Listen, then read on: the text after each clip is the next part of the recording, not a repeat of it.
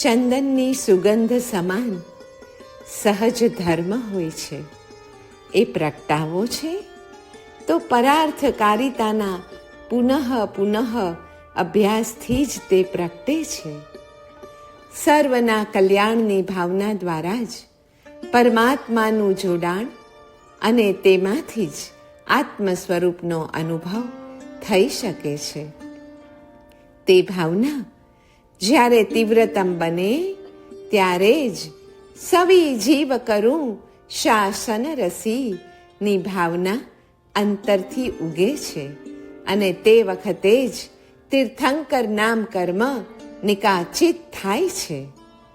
જીવોનું સ્મરણ પરમાત્માના સ્મરણમાં અને પરમાત્માનું સ્મરણ જીવોના સ્મરણમાં પરસ્પર ઉપકારક છે.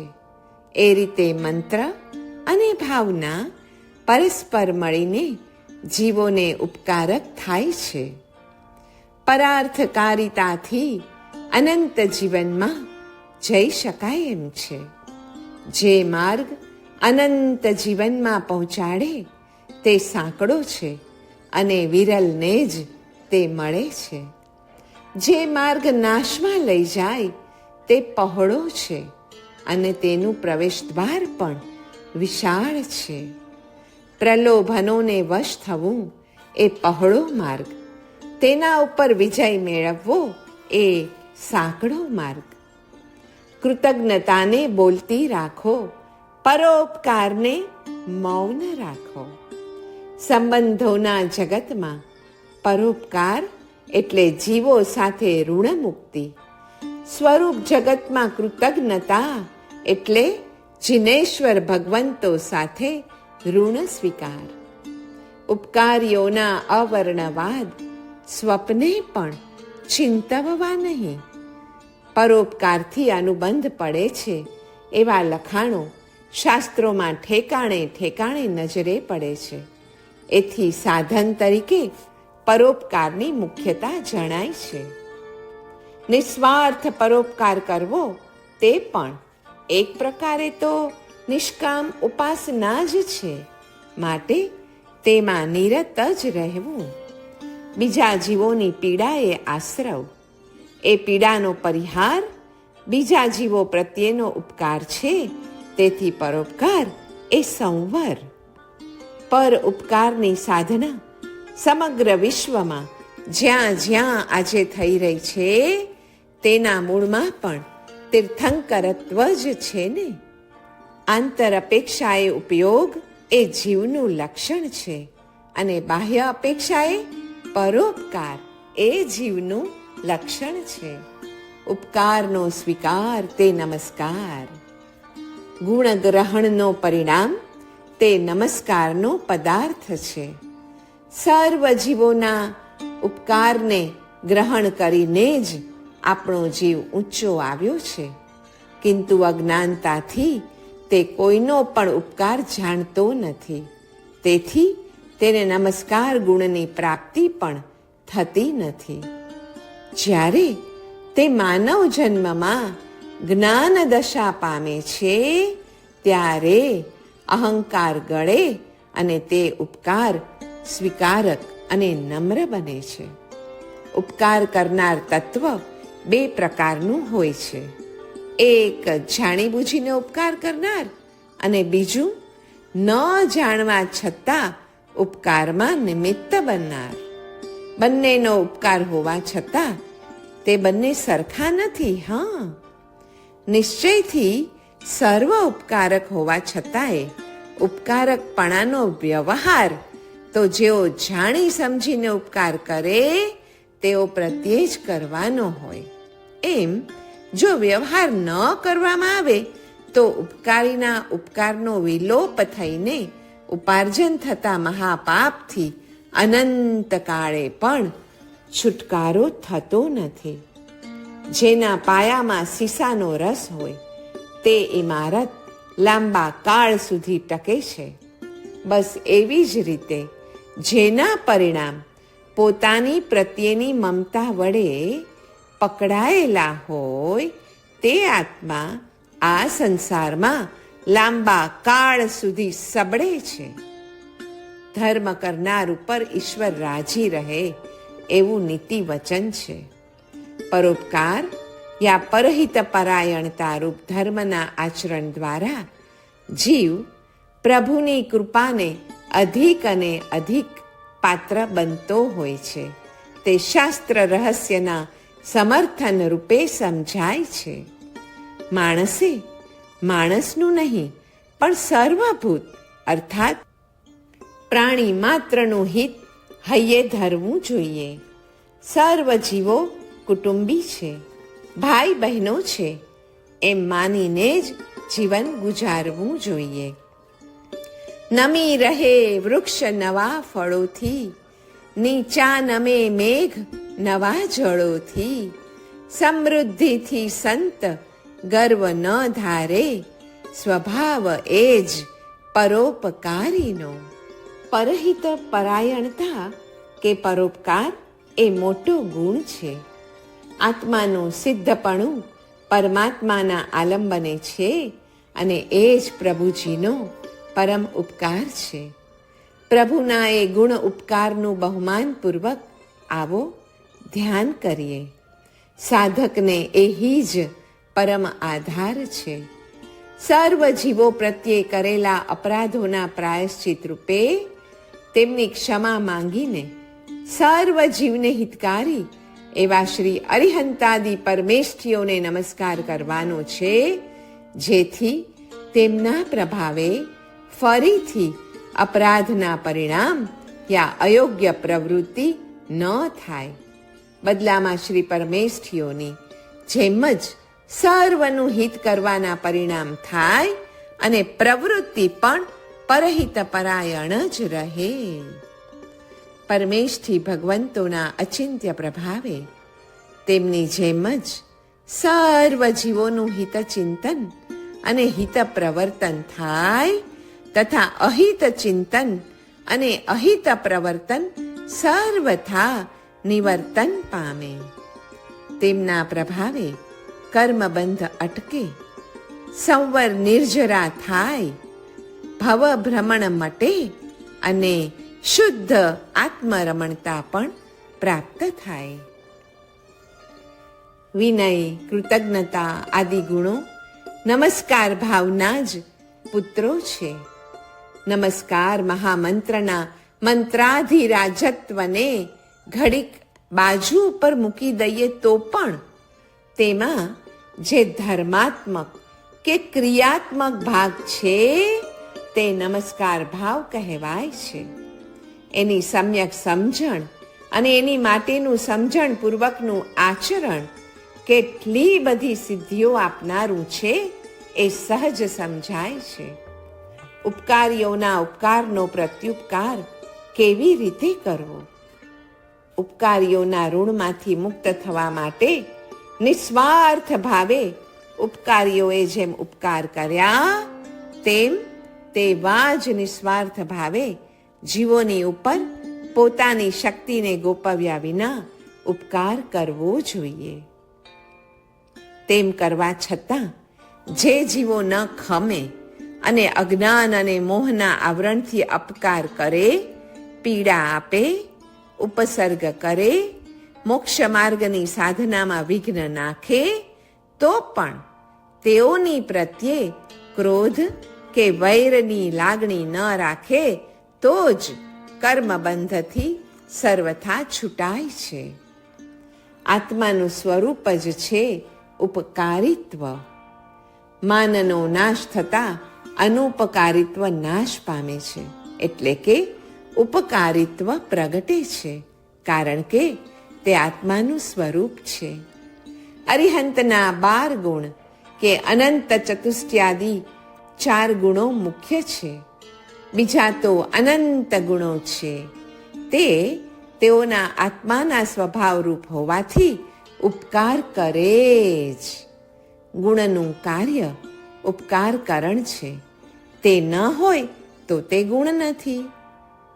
જેમ જ્ઞાન અનંતું છે તેથી જાણે છે, માટે તે જ્ઞાન સફળ, તે જ્ઞાન ગુણ છે. તેમ ઉપકારિત્વ પણ સક્રિય હોય ને તો જ સફળ અર્થાત વાસ્તવિક ગણાય છે. છદ્મસ્થપણે જીવ ઔદયિક અને ક્ષાયોપશમિક ભાવથી ઉપકાર કરે છે, તેમ વિતરાગતા પછી તો ક્ષાયિક ભાવે ઉપકારિત્વ પ્રગટવાથી તે ગુણના બળે ઉપકાર કેમ ન કરે? આપણને ઘણીવાર વિચાર આવે કે સિદ્ધ ભગવંતો હવે વળી કેવી રીતે ઉપકાર કરે?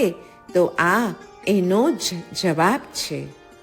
ઉપકારિત્વ માના ભાવ રૂપ છે, તો માનના અભાવે તેનો સદ્ભાવ કેમ ન માનવો?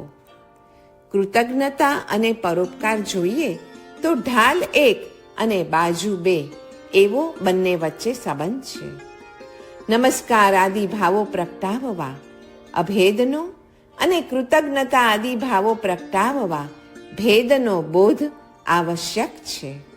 બેમાંથી એક પણ ન હોય ને તો સાધનાનો માર્ગ રૂંધાઈ જાય છે. તત્વથી સાધના બની શકતી નથી.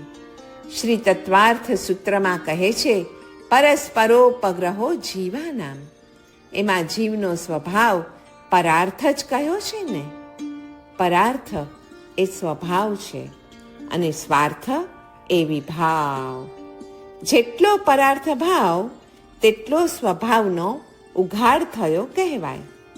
જ્ઞાન, દયા, ભક્તિ, પરોપકાર એ સર્વ ગુણો ઉઘાડ થયાના ચિહ્નો છે. તત્વજ્ઞાનની અહમ બ્રહ્માસ્મિની એક ગર્જના છે. ભક્તિની ગર્જના દયા અને પરોપકારની ભાવના છે. અરે તત્વજ્ઞાન તો કહે છે ને કે આ જગતમાં દયા કે પરોપકારને પાત્ર કોઈ છે જ નહીં. કોઈને દિન ઠરાવીને દયા કે મદદ કરવી એ દયા જ નથી. અરે કૃતજ્ઞતાથી તો ભક્તિ કરવાની પાત્રતા પણ આપણી વિકસે છે. માર્ગ બતાવ્યો એ ઉપકાર, અને માર્ગરૂપ થયા એ પણ પ્રભુનો ઉપકાર. માર્ગરૂપ એટલે રત્નત્રય સ્વરૂપ. પંચ પરમેષ્ઠીના ધ્યાનથી રત્નત્રય પ્રગટ થાય. કૃતજ્ઞતા ટકાવવા અને ભક્તિ પ્રગટાવવા માટે ઉભય પ્રકારે પ્રભુ માન્ય છે. ભક્તિ પણ મુક્તિ માટે છે. કૃતજ્ઞતા ભક્તિને પાત્ર બનવા માટે છે. જીવ મૈત્રી કેળવવા માટે એ મૈત્રી જેમનામાં છે તેમની ભક્તિ કરવી અત્યંત જરૂરી બને છે. એ ભક્તિ જ મુક્તિનું એટલે કે રાગ, દ્વેષ, મોહરૂપી દોષોથી રહિત થવાનું પરમ સાધન છે. પ્રભુના નામ, રૂપ, દ્રવ્ય અને ભાવમાં કરુણા, અપરંપાર કરુણા ભરેલી છે. તેનો સાક્ષાત્કાર કરવો એ આત્માર્થીનું કર્તવ્ય છે. અન્યથા કૃતજ્ઞતા અને અભક્તિ પોષાય છે. દુઃખીના દુઃખ નાશ કરવાની શક્તિ જેનામાં હોય તે તત્વ કૃતજ્ઞ તથા કરુણામય કહેવાય. તો કૃતજ્ઞ પુરુષો કેવા હોય? કૃતજ્ઞ કરેલાને જાણે છે. કૃતજ્ઞ ગુણ કરનાર પુરુષને ગુણને, ક્રિયાને, નામને, રૂપને, જાતિને અને ગુણ કરનાર સંબંધને ગુણ કરનાર તરીકે જાણે તથા દોષ કરનાર સંબંધને દોષરૂપ જાણે છે. કૃતજ્ઞતા અને કૃતજ્ઞતામાં શું ભેદ છે? કરેલા ઉપકાર અપકાર ઉભયને જાણે તે કૃતજ્ઞ છે. ઉપકાર અન્યથી થાય છે તથા અપકાર એ અન્યને ઉપકાર કરનાર હોવા છતાં ઉપકારી તરીકે ન માનવારૂપ કૃતજ્ઞતા દોષથી થાય છે. એમ જે જાણે તે પણ કૃતજ્ઞ છે અને જે ન જાણે ને એ કૃતજ્ઞ છે. તેથી જ કૃતજ્ઞતા એ ગુણ, કૃતજ્ઞતા એ દોષ. સ્વાર્થની એષણા છોડો અને એકમાત્ર પરાર્થની એષણા જ રાખો. બીજાનું ભલું કરવામાં તમારું ભલું તો થવાનું જ છે. સ્વાર્થ બુદ્ધિ પરાર્થેષુ પર્યાપ્તમ ઇતિ સદ્વૃત્તમ, અર્થાત પરોપકારમાં સ્વાર્થ બુદ્ધિ વ્યાપેલી હોય તો તે સદાચરણ છે. કૃતજ્ઞતાનું બીજ પરોપકાર અને પરોપકારનું બીજ છે જગતનો સ્વભાવ. વિશ્વનું ધારણ પોષણ પરોપકારથી જ થઈ રહ્યું છે. કોઈ પણ ક્ષણ એવી નથી કે જેમાં એક જીવને બીજા જીવ તરફથી ઉપગ્રહ અર્થાત ઉપકાર ન થતો હોય. પરકાર્યાય પર્યાપ્તમ વરમ ભસ્મ વરમ તૃણમ પરોપકૃતિમાં ધાતુમક્ષમો ન પુનઃ પુમાન, અર્થાત બીજાનું કાર્ય કરવા પ્રમાણસર રાખ અને પ્રમાણસર ઘાસ પણ શ્રેષ્ઠ છે. તો પરોપકાર કરવા પુરુષ તો અસમર્થ ન જ હોય ને. અયમ નિજઃ પરોવેતી ગણના લઘુ ચેતસામ ઉદાર ચરિતાનામ તુ વસુધૈવ કુટુંબકમ, અર્થાત આ પોતાનો, આ પારકો એવી ગણતરી તો તુચ્છ મનવાળાની જ હોય છે, જ્યારે ઉદાર મનવાળાને તો આખી પૃથ્વી જ કુટુંબ છે. આપણે પણ આ ચાર જેવા થઈએ તો પરોપકારનો ગુણ આપણામાં આવ્યો એવો સંતોષ લઈ શકીએ. તરુવર સરવર સંત જન ચોથા બરસત મેહ પરમારથ કે કારણે ચારો ધર્યા દેહ. કૃતજ્ઞતા ગુણ એ જ સમ્યક્ત્વ છે. સમ્યક્ત્વ ગુણ એ કૃતજ્ઞતા ગુણનો સૂચક છે, કેમ કે તેમાં દેવ તત્વ, ગુરુ તત્વ અને ધર્મ તત્વનો નમસ્કાર છે. શ્રદ્ધા ગર્ભિત બહુમાન છે તથા એ ત્રણેય તત્વ ઉપકારક છે એવો નિર્ણય પણ છે. કૃતજ્ઞતા વિના સઘળી આરાધના નિષ્ફળ છે. કૃતજ્ઞતા ગુણ એ સર્વ સદ્ગુણોનું મૂળ છે. આત્માની પ્રગતિ માટે સકામપણે અથવા અકામપણે દાન કે પરોપકારની પ્રવૃત્તિ આવશ્યક છે. પરસ્પરોપગ્રહ જીવ માત્રનો જ સ્વભાવ છે. અસંગની અવસ્થામાં કર્તવ્ય અકર્તવ્યનું ભાન નથી ત્યારે અનિચ્છાએ પણ પ્રગતિ માટે પરોપકાર કરવો જ પડે છે ને. પ્રકૃતિના નિયમો બલાત્કારે પણ પરોપકારના કાર્યમાં શક્તિનો ઉપયોગ કરાવીને પછી જીવની પ્રગતિ કરાવે જ છે ને. કીડી કીટાણુઓ ભૂમિને રસાળ બનાવે છે. જળચર જીવો જળને નિર્મળ બનાવે છે. વૃક્ષો, નદીઓ, સૂર્ય, ચંદ્ર, તારા, નક્ષત્ર, ગ્રહ, મેઘ, વિદ્યુત, પૃથ્વી તથા પાણી, અગ્નિ, વાયુ અને આકાશ પણ સતતપણે પરોપકારનું કાર્ય કરી જ રહ્યા છે ને. કૂતરા અને કુકડાઓ પણ રાતભર ચોકી કરીને બ્રહ્મ મુહૂર્તમાં બ્રહ્મ વિદ્યામાં સાવધ થવા સાવધાન કરે જ છે ને. બકરા ઘેટા ઊનના વસ્ત્રો આપીને શીત ત્રાણ કરે છે આપણું, તથા તાપથી બચવા માટે ચામડા પણ આપે છે.